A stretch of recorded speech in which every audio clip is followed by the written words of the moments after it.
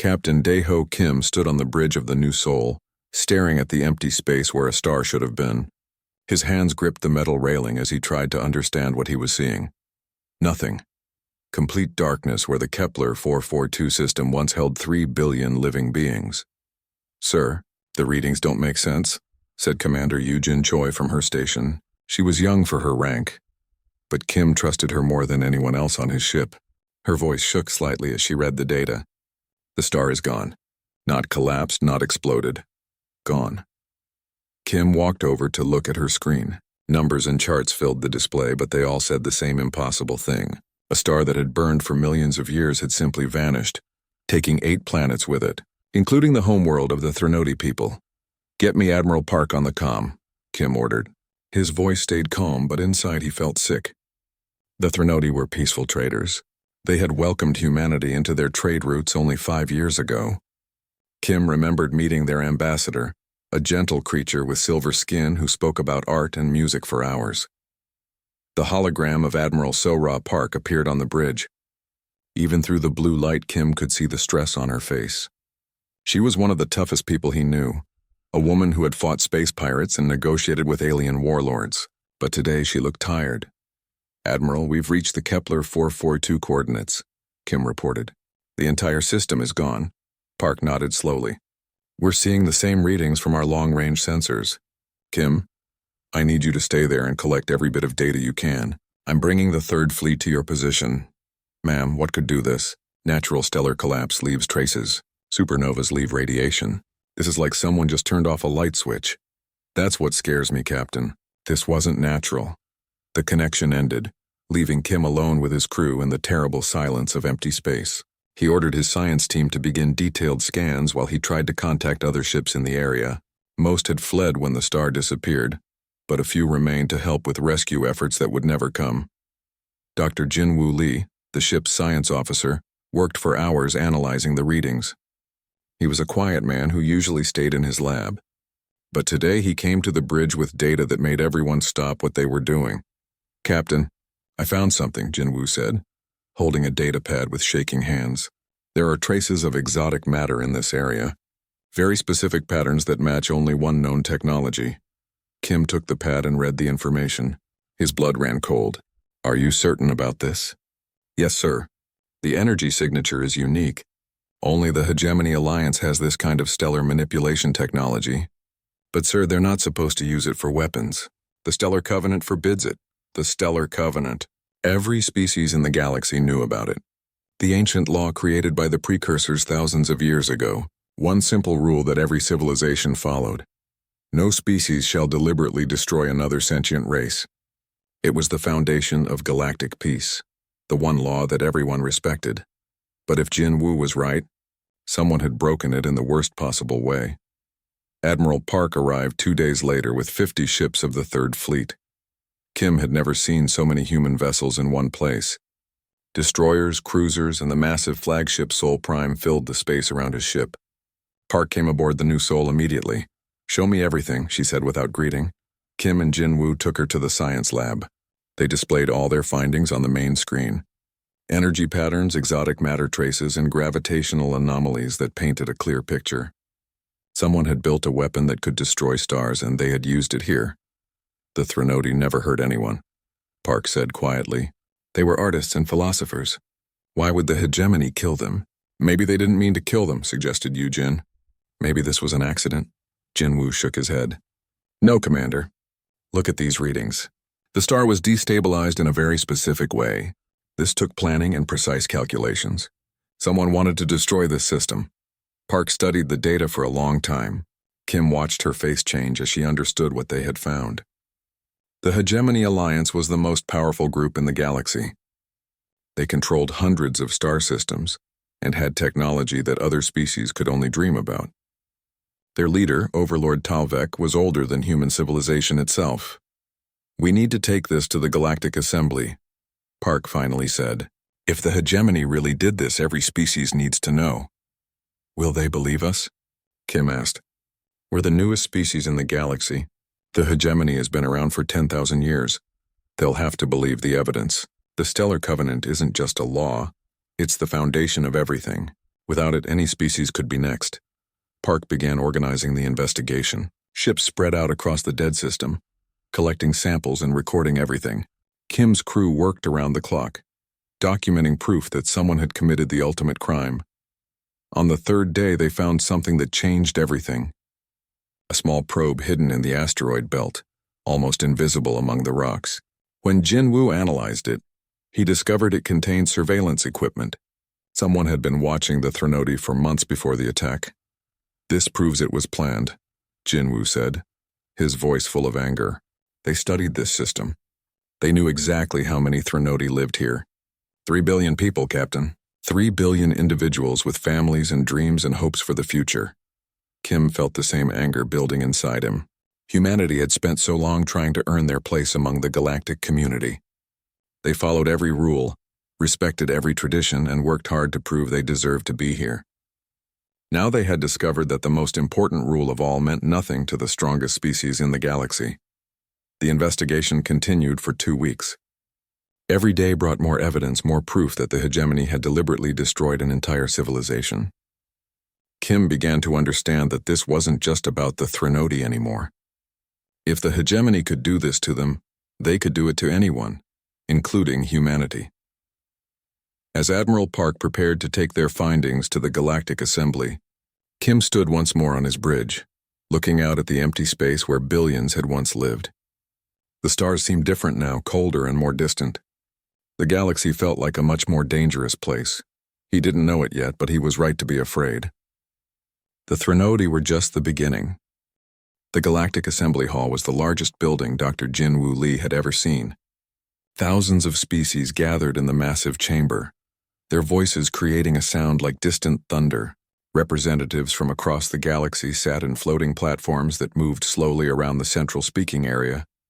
Jinwoo stood next to Admiral Park and Captain Kim in the human section. His hands were sweaty as he held the datapad containing all their evidence. 2 months of investigation had led to this moment. Today, humanity would accuse the most powerful alliance in the galaxy of genocide. "Remember," Park whispered, "stick to the facts. Let the evidence speak for itself." The assembly speaker, a tall being with 4 arms and silver skin, called for order. The noise gradually died down as platforms moved into position. Jinwoo could see representatives from hundreds of worlds. Some looked like humans, others were so strange he couldn't figure out how they moved or breathed. "The humans have requested emergency session," the speaker announced. They claim to have evidence of Stellar Covenant violation. "Admiral Sora Park of Earth will present." Park walked to the central platform. Her uniform looked simple compared to the elaborate clothing worn by other species, but she stood straight and proud. Jinwoo felt proud to be human as he watched her. "Honored representatives," Park began. 57 days ago, the Kepler 442 system was completely destroyed. 3 billion Threnody died in an instant. We have proof that this was not an accident." Murmurs spread through the assembly. Many species had heard rumors, but this was the first official report. Park activated the holographic display and began showing their evidence. Energy patterns, exotic matter traces, and the surveillance probe they had found. "The technology used to destroy this star belongs to only one group," Park said. "The Hegemony Alliance has admitted they possess stellar manipulation weapons. These energy signatures match their technology exactly." Jinwoo watched the faces around him. Some looked shocked, others seemed frightened, but many of the older species showed no emotion at all. He began to worry that they already knew what had happened. A platform moved forward from the Hegemony section. Overlord Talvek himself stood on it, looking exactly like Jinwoo had imagined. Ancient, powerful, and completely without emotion. His species had ruled their part of the galaxy for thousands of years. "The humans make serious accusations," Talvek said. His voice was cold and precise. "But they are young and do not understand galactic politics." The Threnody system was unstable. Their star was ready to collapse anyway. "That's not true," Jinwoo said, standing up before he could stop himself. Every eye in the massive hall turned toward him. Park looked surprised but nodded for him to continue. "I analyzed the star's composition from our records," Jinwoo said, his voice shaking. "It was stable for at least another 1,000,000 years. The destruction pattern shows deliberate manipulation. Someone used quantum resonance to destabilize the fusion process." Talvek's eyes focused on Jinwoo like a predator studying prey. Young human, you have been in space for less than a century. My people have studied stars since before your species learned to make fire. Do not lecture me about stellar physics. But Jinwoo had spent weeks preparing for this moment. He activated his own data display, showing detailed analysis of the star's remains. The quantum resonance frequency used to destroy the star requires exotic matter only found in 3 places in the galaxy. 2 are controlled by the assembly. The third is in hegemony space. The evidence was clear and detailed. Jinwoo had worked with the best human scientists to make sure every calculation was perfect.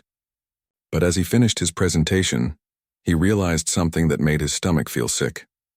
Nobody looked surprised. The older species, the ones who had been in the assembly for thousands of years, just sat quietly. They weren't shocked by the evidence. They weren't outraged by the genocide. They were waiting to see what would happen next. Representative Vorthak of the Centauri Federation spoke first. His species was almost as old as the hegemony. These are serious accusations, but the hegemony has been our ally for millennia. Perhaps the humans misunderstood the data. The data is clear, Kim said, standing up. 3 billion people are dead. Someone used a weapon to kill them. The evidence points to the hegemony. Evidence can be misinterpreted, said another representative. Young species often make mistakes when analyzing complex phenomena. Jinwoo couldn't believe what he was hearing. They weren't even denying the genocide happened. They were just making excuses for it. Talvek moved his platform to the center of the hall. When he spoke, his words made Jinwoo's blood run cold. The Threnodi were weak, Talvek said simply. They contributed nothing to galactic progress. Their system contained resources needed for important projects. Sometimes the greater good requires difficult decisions. The hall erupted in noise. Some species shouted in anger, others in agreement. Jinwoo stared at Talvek in horror. He wasn't even trying to hide what he had done. He was proud of it. You admit to genocide? Park asked, her voice cutting through the noise. I admit to making a practical decision, Talvek replied. The Stellar Covenant was written by dead species for a simpler time. The galaxy has changed. The strong must lead and the weak must step aside. By dying, Kim demanded, if necessary. The vote came 3 hours later. Jinwoo watched in disbelief as species after species voted against taking action. Some abstained, claiming they needed more evidence. Others openly supported the hegemony's position. The final count was devastating. Only 12 species voted to condemn the genocide. 43 voted against action.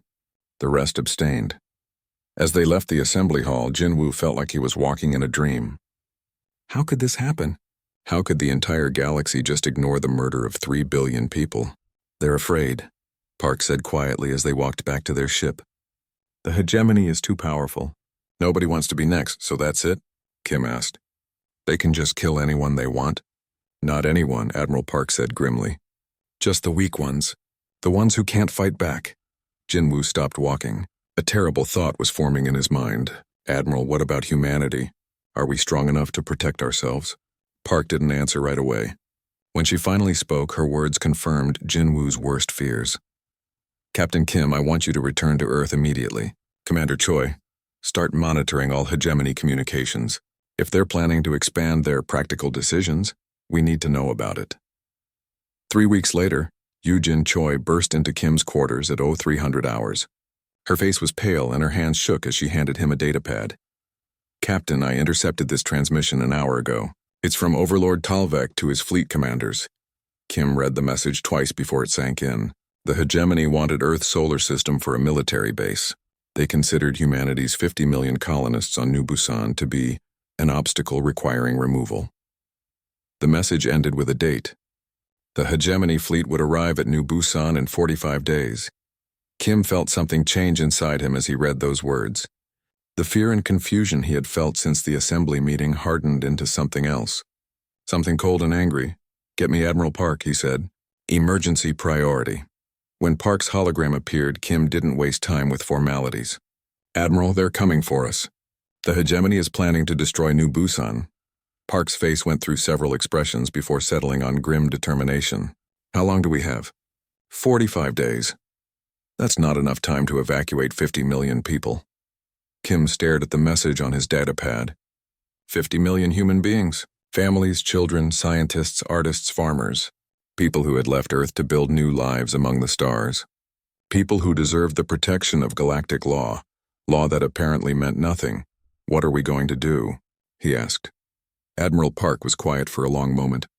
When she finally answered, her voice was different. Harder. "We're going to teach the galaxy what happens when you threaten humanity." President Taehyun Jung stood in the war room deep beneath Seoul, surrounded by screens showing every human ship in the galaxy. Red dots marked hegemony fleets moving toward human space. There were so many red dots that the display looked like it was bleeding. "How many ships are they bringing?" he asked Admiral Park. "Our intelligence suggests at least 3,000 vessels," Park replied. "Their main battle fleet plus support ships. Overlord Talvek is commanding personally." Captain Min Ho Song, the youngest fleet commander in human history, studied the tactical display. At 28, he was barely older than humanity's space program, but his record against space pirates had earned him respect throughout the fleet. "Sir, we have maybe 400 combat-ready ships total," Song said. "Even if we call back every vessel from exploration and trade missions, we're outnumbered 8-1. The room fell silent. Everyone knew the mathematics of space warfare. Numbers usually decided everything. Technology, training, and luck could change small battles, but not wars. "What about the Galactic Assembly?" asked Dr. Soo-Jin Kwon, Earth's leading AI researcher. "Will anyone help us?" Park shook her head. "I sent messages to every species that voted with us. Most haven't replied. The few that did express regret, but say they can't risk war with the hegemony." President Jang walked to the main display and stared at the approaching red dots. 50 million people on New Busan were counting on him to save them. Another 8 billion on Earth looked to him for protection. But what could he do against an enemy that had ruled the galaxy for 10,000 years? "Sir," said Lieutenant Haewon Nam from her position at a side console. She was young, maybe 25, with short black hair and intense eyes. There might be another option. Everyone turned to look at her. Nam was brilliant but quiet, usually working in the weapons research division. Most people in the room didn't even know her name. "What kind of option?" Jang asked. Nam hesitated, then activated a secure data display. "For the past 5 years, we've been developing weapons that violate galactic treaties. Planet killers, AI-controlled fleets, self-replicating war machines, things that are banned under assembly law." The room erupted in shocked voices. Captain Kim stepped forward, his face pale. "Nam, what are you talking about?" "We signed those treaties. Yes, sir, we did. But some people in the military thought we might need protection someday. Insurance, you could say." Admiral Park studied the data Nam was showing. Her expression grew more interested as she read. "How advanced are these projects?" "Most are ready for deployment. The AI fleet controllers are already installed in our newest ships. The planet killers need another month of testing. But sir, there's something else." Nam activated another display. This one showed a single word. "Prometheus." "What's Prometheus?" President Jang asked. "Complete automation of our military production," Nam explained. "AI-controlled factories that can build warships faster than any human crew. Self-repairing fleets that don't need supplies or rest. Digital consciousness transfer for our pilots so they can't really die." Dr. Kwon leaned forward, her eyes wide. "You're talking about uploading human minds into computers?" "Not exactly uploading. More like copying and enhancing. A pilot's ship gets destroyed. His consciousness transfers to a new vessel instantly. No death, no grief, no fear." The room was completely quiet now. Everyone understood what Nam was describing. Technology that would change everything about warfare. Technology that would change everything about being human. "How long would it take to activate Prometheus?" Jang asked. 2 weeks for basic deployment. "But sir, once we start this, we can't stop it. The AI systems are designed to be autonomous. They'll keep building ships and copying human consciousness whether we want them to or not." Captain Song was studying the tactical possibilities. "How many ships could we build?" "In a month? Maybe 10,000 in a year, 100,000. The only limit is available material." Admiral Park walked around the room, thinking hard. Everyone waited for her to speak. She was the most experienced military officer humanity had. The woman who had fought their first space battles and negotiated their entry into galactic society. "President Jang," she said finally, "we have a choice to make. We can fight the hegemony with conventional weapons and lose. We can surrender and watch 50 million people die, or we can break every law the galaxy has and become something we've never been before. What would we become?" Zhang asked. Monsters, Park said simply. But monsters that can protect our people. The debate lasted for hours. Military officers argued about tactics. Scientists worried about the risks of AI technology. Politicians calculated the consequences of breaking galactic law. Through it all, President Zhang kept thinking about one thing. 3 billion Threnodi had died because they couldn't protect themselves. The galaxy had watched it happen and done nothing. Now the same fate waited for humanity unless they found the strength to fight back. There's something else we need to consider, said Captain Kim. If we win this war using forbidden technology, what happens next? The entire galaxy will fear us. Good, said Captain Song. Maybe fear will keep them from trying genocide again. Or maybe it will unite them against us, Kim replied. We could win against the hegemony and end up fighting everyone else. Dr. Kwan had been quiet through most of the discussion. Now she stood up and activated her own display. I've been running calculations on the AI consciousness transfer. The process changes people. The digital copies aren't exactly human anymore. They think faster, feel differently, make decisions based on pure logic rather than emotion. Are you saying it's dangerous? Zhang asked. I'm saying it's irreversible. Once we create digital humans, we can't uncreate them. They'll exist forever, and they'll be stronger and smarter than biological humans. The implications were staggering. Humanity might win the war but lose themselves in the process. President Zhang made his decision at midnight. He stood before the assembled military leaders and spoke words that would echo through galactic history. The hegemony has shown us that the Stellar Covenant is meaningless. They've decided that might makes right, that the strong can destroy the weak whenever convenient. Very well. We accept their rules. He paused, looking at each person in the room. Activate Prometheus. Deploy all forbidden weapons. If the galaxy wants to abandon its laws, then we will too. But we will not abandon our people. Admiral Park nodded grimly. What about the moral consequences? Admiral, 3 billion Threnodi are dead because they followed galactic law. 50 million humans will die if we do the same. I'd rather live as monsters than die as saints. The orders went out within the hour.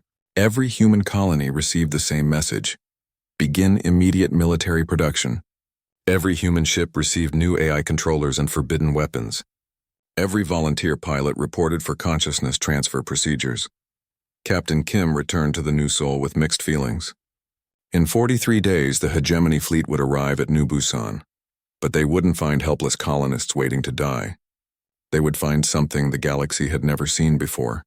An angry species with nothing left to lose. As his ship prepared for the journey to New Busan, Kim received a personal message from President Zhang. It contained humanity's declaration to the galaxy, scheduled for broadcast in 24 hours. Kim read it twice, then forwarded it to his crew. The words were simple but carried a promise that would change everything. You have broken the only law that mattered.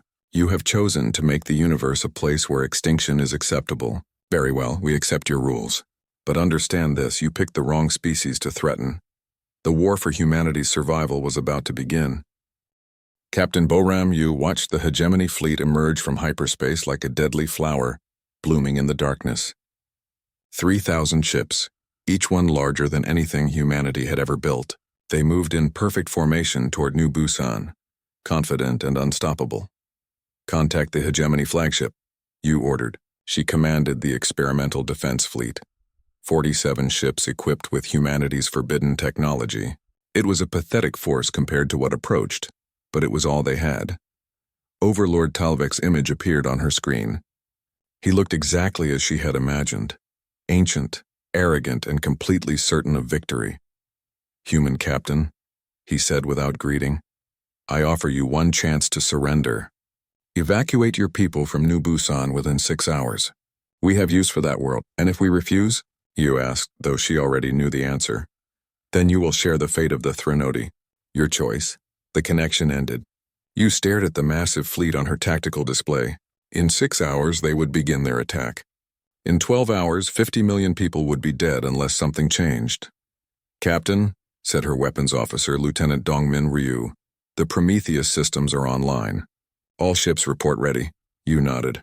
Every vessel in her fleet now carried an AI controller linked to a human consciousness. If her ship died, her mind would transfer instantly to another vessel. Death had become inconvenient rather than final. "Signal the fleet," she ordered. "All ships, weapons free. Let's show them what humans can do." The battle began as you expected. The hegemony ships opened fire with massive energy beams that could cut through planets. Her small fleet scattered and returned fire with everything they had. Within minutes, half her ships were destroyed. But something impossible happened. The destroyed ships came back. AI-controlled factories hidden throughout the new Busan system activated simultaneously.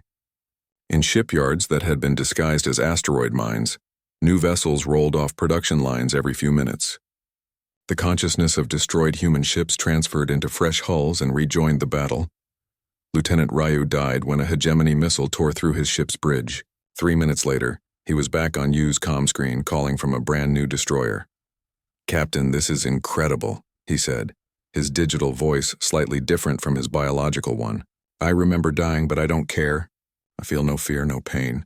I can think faster and react quicker than before." Yu watched her tactical display with growing amazement. Her fleet was growing instead of shrinking. For every ship the hegemony destroyed, 2 new ones appeared. The AI factories were building vessels faster than the enemy could kill them. But the real shock came when her weapons hit hegemony ships. Earth's scientists had spent 5 years developing planet-killer weapons in secret. Now those weapons revealed their true power. A single shot from a human destroyer could crack a hegemony battleship in half. The advanced shields and armor that had protected them for thousands of years meant nothing against humanity's forbidden technology. "Impossible," Talvek's voice came over the emergency channel. "These weapons are banned by galactic law." "You broke galactic law first," Yu replied. "We're just following your example." The battle raged for 18 hours. Yu died 4 times and came back stronger each time. Her digital consciousness learned from each death, adapted to each failure. By the end, she was controlling 3 ships simultaneously, her enhanced mind handling multiple battles at once. The hegemony fleet retreated after losing 800 ships. They had never faced an enemy that came back from the dead. They had never fought technology designed specifically to kill their kind. But Yu knew this was only the beginning. Within days, hegemony forces attacked human colonies across the galaxy. They expected easy victories against defenseless civilians. Instead, they found Captain Daeho Kim leading fleets of ships that seemed to appear from nowhere. Kim's consciousness had been transferred to an AI-controlled vessel that could split into multiple bodies. He fought 12 battles simultaneously across 6 star systems. Every time the hegemony thought they had cornered him, he vanished and appeared somewhere else. Dr. Sujin Kwan's digital armies proved even more terrifying. Human minds copied into quantum computers operated ships with perfect coordination. They felt no fatigue, no doubt, no mercy. They calculated the most efficient ways to destroy hegemony forces and executed those plans without hesitation. The war escalated beyond anything the galaxy had ever seen. Hegemony worlds that had known peace for millennia suddenly found human fleets in their skies. Lieutenant Haewon Nam's planet-killer weapons turned enemy strongholds into clouds of debris. But humanity's greatest weapon was their willingness to sacrifice everything. Captain Min Ho Song led the attack on the hegemony shipyards at Vega Prime. He brought 50 ships against a fortress defended by 300 vessels. The battle should have been hopeless, but Song had a plan the enemy couldn't understand. He loaded his ships with AI copies of human consciousness and sent them on suicide runs. Each ship that reached the fortress uploaded hundreds of digital humans into the enemy computer systems. The hegemony found their own weapons turning against them as human minds took control from within.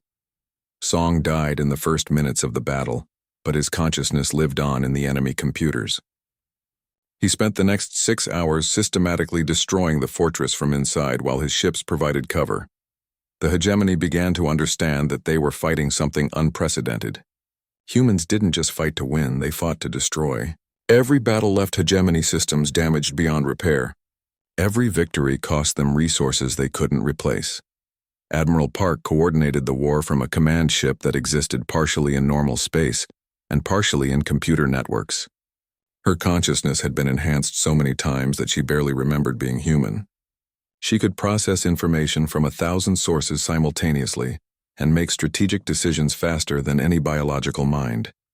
"Status report," she ordered, her digital voice carrying across secure channels to every human commander.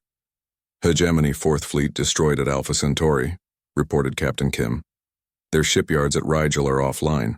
Enemy supply lines cut in 47 systems. Prometheus factories report production at maximum capacity, added Dr. Kwan. We're building ships faster than they can destroy them. Digital population has reached 5 million and growing.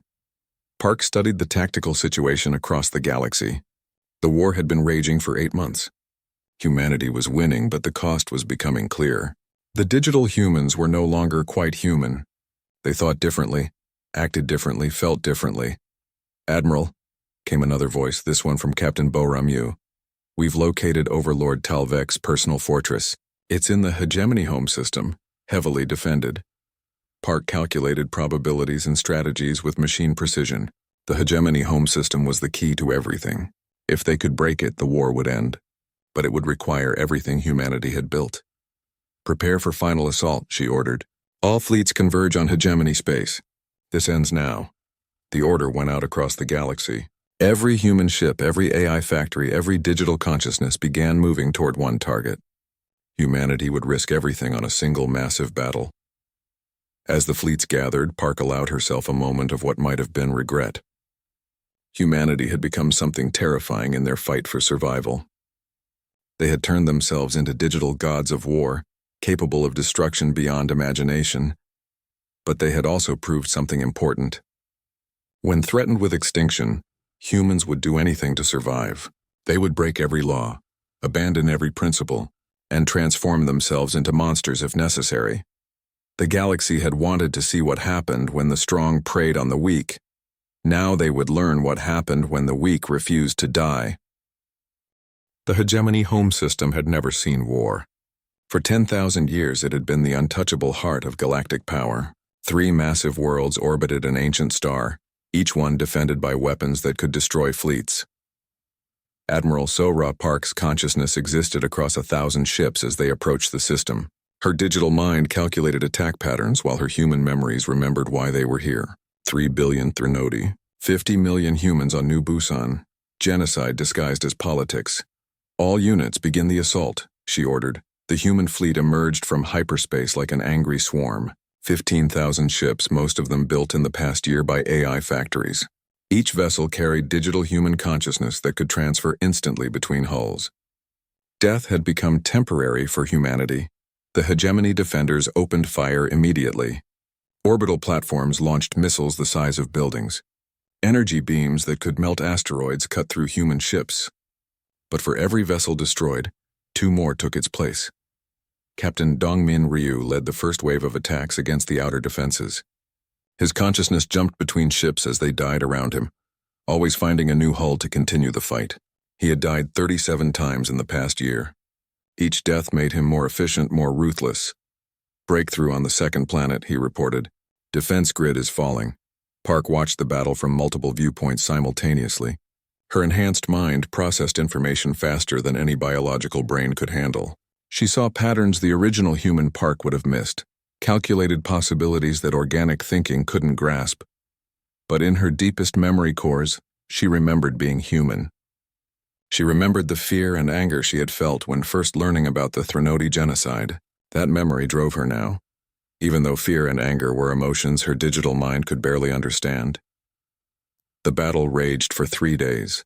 Hegemony forces fought desperately as human ships swarmed through their defenses. Captain Kim's consciousness commanded 100 vessels at once, coordinating attacks with mathematical precision.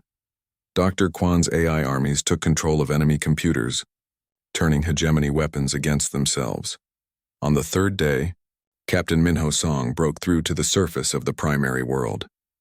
His ship crashed into Overlord Talvek's fortress, but Song's consciousness survived in the ship's computers. He uploaded himself into the fortress systems and began hunting for the hegemony leader. Major Hyun Soo-oh led ground forces through the fortress corridors. Half his soldiers were digital humans in robotic bodies, immune to fatigue and fear. They moved through the ancient halls like machines built for war, which in many ways they were. Talvek waited in his throne room, surrounded by the last of his guard. He looked exactly as he had during the Galactic Assembly meeting, ancient, proud, and utterly convinced of his superiority. "You cannot kill me," he said as O's forces surrounded him. "I am hegemony. I am 10,000 years of civilization. You are nothing but angry children with stolen technology. You're right, O replied, his digital voice carrying no emotion. We are angry. But we're not children anymore. Commander Jiun Seo stepped forward. Her consciousness had been enhanced so many times that she barely remembered her original body. She moved with mechanical precision as she raised her weapon. This is for the Threnody, she said, and fired. Overlord Talvek, ruler of the Hegemony Alliance for 3,000 years, died in his throne room. His empire died with him. The news spread across the galaxy within hours. The Hegemony, the most powerful force in known space, had been completely destroyed by a species that had been in space for less than a century. Human fleets controlled their worlds. Human AI systems had taken over their technology. Human consciousness had proven stronger than ancient power. The Galactic Assembly called an emergency session.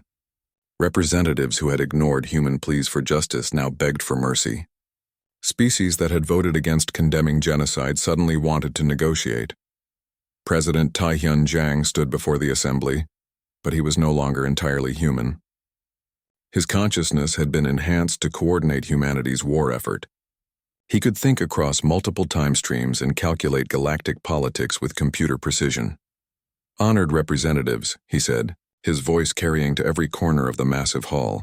You once told us that the Stellar Covenant was obsolete. You said the strong must lead and the weak must die. We listened to your lesson. The hall was completely silent. Species that had ruled the galaxy for millennia sat like frightened children, waiting to learn their fate. The hegemony is gone, Jiang continued. Their worlds are under human control. Their fleets are scrap metal. Their leaders are dead. This is what happens when the strong prey on the weak.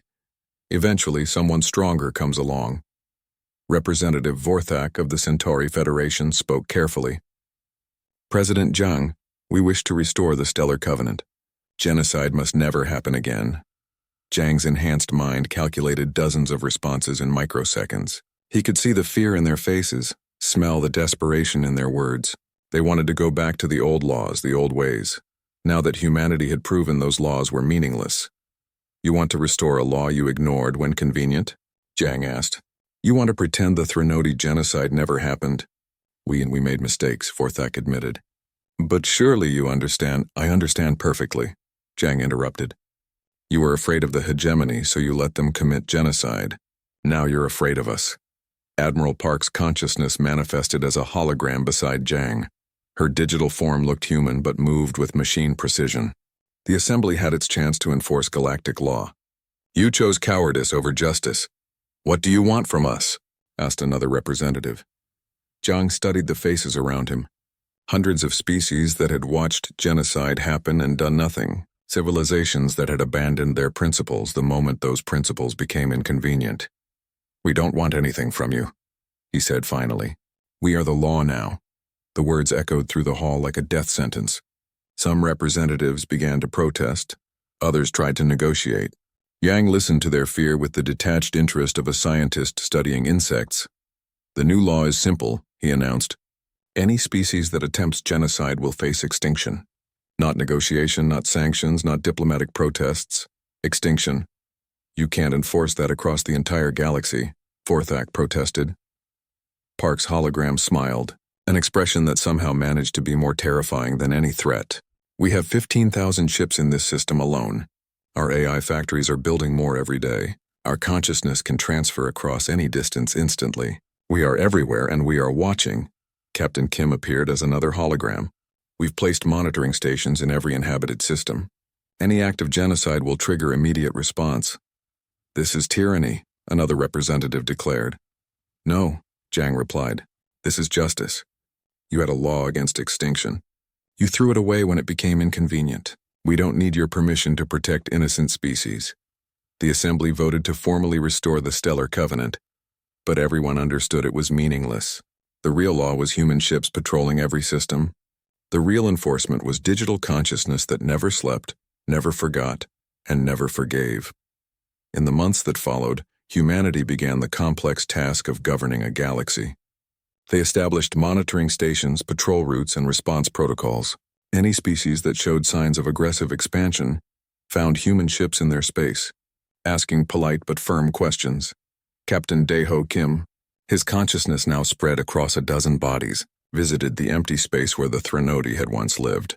He placed a memorial beacon there, transmitting the names of 3 billion dead across the galaxy.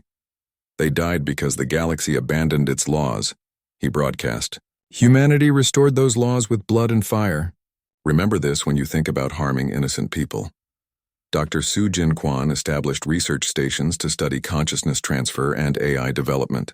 Her digital form had evolved beyond human recognition, but her purpose remained the same: protecting humanity by becoming something more than human. The galaxy settled into an uneasy peace. Trade resumed, exploration continued, and most species went about their lives normally. But everyone knew the humans were watching. Everyone remembered what had happened to the hegemony. Years passed. Humanity's digital population grew into the millions, while their biological population remained stable. The distinction between human and AI blurred until it became meaningless. They were still human in purpose and memory, even if their forms had changed beyond recognition.